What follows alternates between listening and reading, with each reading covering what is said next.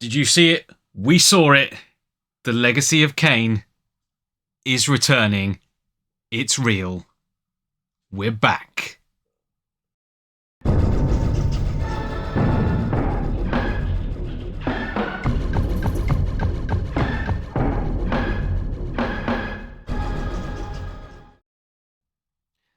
Welcome to Nosgoth News Network with me, Basilim. This time, there is only one thing that we can talk about. Did you see it? What were your reactions? I must confess, I've had to watch it several times myself to get over it. But for those who have missed it, we've just had an official announcement that the Legacy of Kain Soul Reaver 1 and 2 are being remastered. Soul Reaver 1 to 2 Remastered is real, and it is coming. And it's going to be here before the end of the year. Breathtaking. Breathtaking. There are no words. Obviously, this has been rumoured for some time. And let's put it this way, this is the first time since the days of Nosgoth, a decade ago, that a Legacy of Kain rumour has held any weight at all. So, it did look like this was going to be another flash in the pan, another letdown on that front. But it looks like the gods are smiling upon us, because this time, it's real. So, if you aren't aware, here's what's happened. In the last few hours, PlayStation has put out their regular State of Play feature. That covers all of their slate of games for the next few months, roughly to the end of the year. And in that slate, stepped a familiar blue figure who walked through a portal carrying a Wraithblade. Yes, it's been officially announced that we are getting Soul Reaver 1 to 2 remastered. Now, looking at the logos, you can see the companies behind it. Very familiar to those of you who've been following Nosgoth News. It is Aspire and Crystal Dynamics.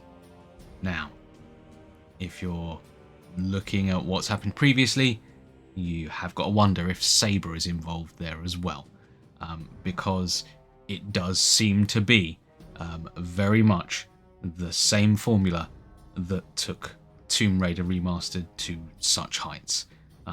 That refreshed and revitalized that community and brought those old games back to the front and was widely praised for what it had done. It looks like Soul Reaver 1 and 2 are getting the same treatment.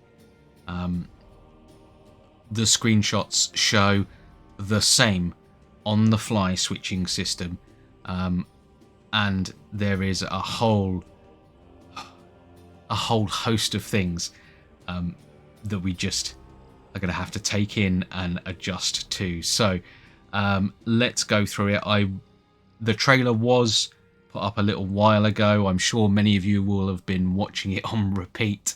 I am going to do a trailer breakdown on that. So I'm going to sort of pull out the little bits and pieces, everything I've noticed from it, everything that will be worth looking out for, paying attention to. But needless to say, it does contain some epic stuff, some very interesting things to look out for. Of course, we're getting the whole all brand new graphics, all given a fresh coat of paint to bring it up to fairly modern standards. We're getting the whole 60 FPS treatment. We're getting widescreen, all of that stuff. But it looks like there's even more in there, and I just breathe. Can you blame me? Okay, so press releases are out as well. It will be coming to PlayStation 5, Xbox Series S and X. It will be coming to the Nintendo Switch. No word on the PlayStation 5 Pro as yet, but we'll see. I would expect that to be thing. Okay, so going into what they've said, it will launch on December the 10th, just in time for Christmas. So you know what you're getting for Christmas. You know what you're getting everyone for Christmas. Buy it for your entire family. Buy it for all of your extended friends. I'm gonna buy lots and lots of copies.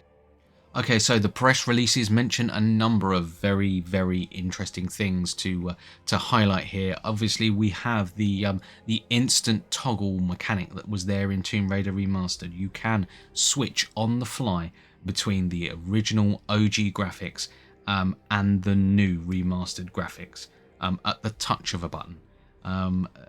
As we mentioned before, this was something that was very much welcomed with the Tomb Raider, because it means that you don't lose the original game. You still have that original game preserved and at the base of it, and that means that that it is the original Soul Reaver that is forming the backbone of this release. So Soul Reaver, which has been missing from stores for some time, it is back. And whichever version of it you choose, you will have that at your fingertips. And thinking about it, this might be one reason why it's taken them so long to bring it back to stores. So we have remastered visuals, enhanced textures and models, new skyboxes to be coming. I can't wait to see what they've got in the background there. New visual effects. Much like Tomb Raider, we are getting new modern controls for it as well. I suspect that it will be a fair amount easier to play with sticks and to control the camera there. So one of the new features that we will have will be a map of Nosgoth to help navigate the world. Now this is something that's been very much requested quite a lot by, so we say, newer generations of players. If you are more used to, say, modern games where there's a lot more map markers, there's a lot more navigation aids, there's a lot more GPS systems and that sort of thing to guide you to exactly where you want to go. So if you're coming back from modern gaming to something like Soul Reaver, where it doesn't have a map, it doesn't have a compass, it drops you into the world. Occasionally you have to listen for directions and try and work out which way to go. It can be a bit of a shock to the system if you're not used to that, if you're not used to that level of do your own thing in the world and find your own way. So that is a feature that's been very much requested for some time.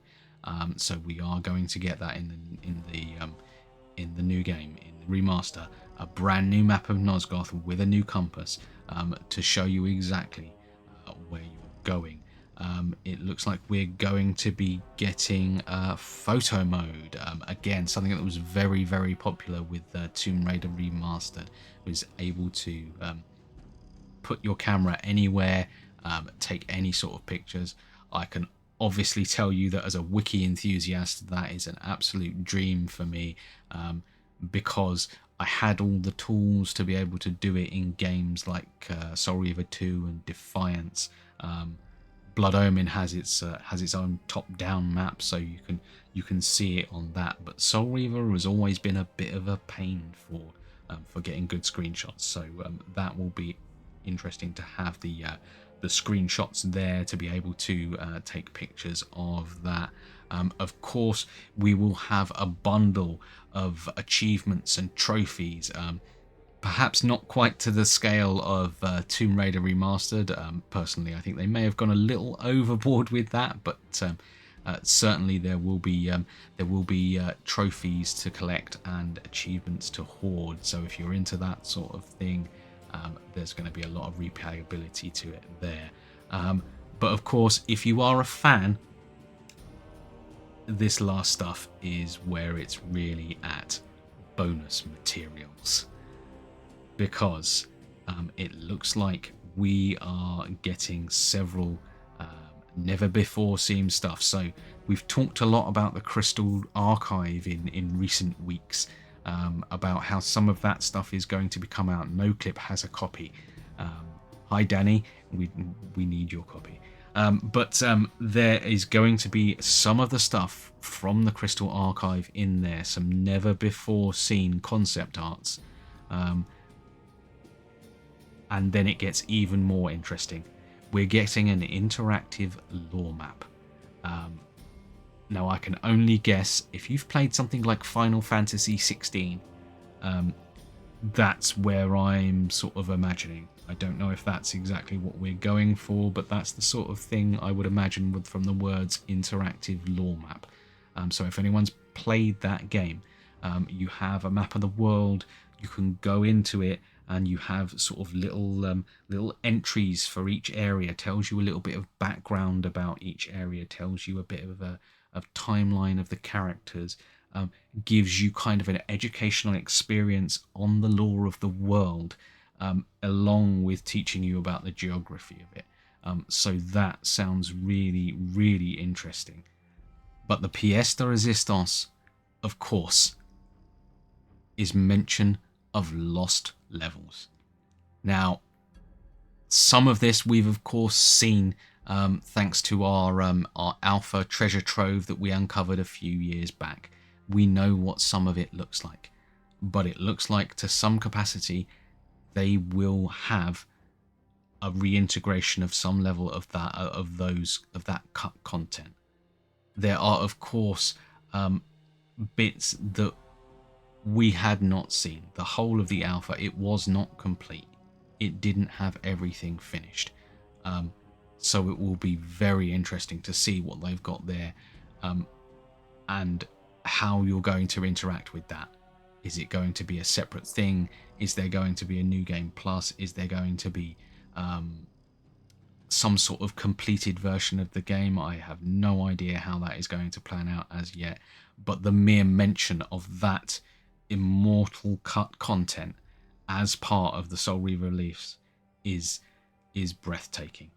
And of course, we've got a lot more there. We sort of focusing more on Soul Reaver 1, but there's a lot there for Soul Reaver 2 as well. I think it's fairly well documented that Soul Reaver 2 didn't have as much open cut content, shall we say. A lot of it was strictly on paper before it was implemented, so there may not be as much in terms of massive level structures there to explore, but certainly the Crystal Dynamics archive there might have a lot of very interesting stuff about how the original plan of Soul Reaver 2 went. So I mean, what can you even say? This has been a dream come true for all of the old fans, and I mean the shots look pretty good. Look for some of the store pages there. There are some extra juicy pictures there as well, covering all sorts of things that might be worth looking out for. Some very interesting renditions there. I did spot Malkaya looking.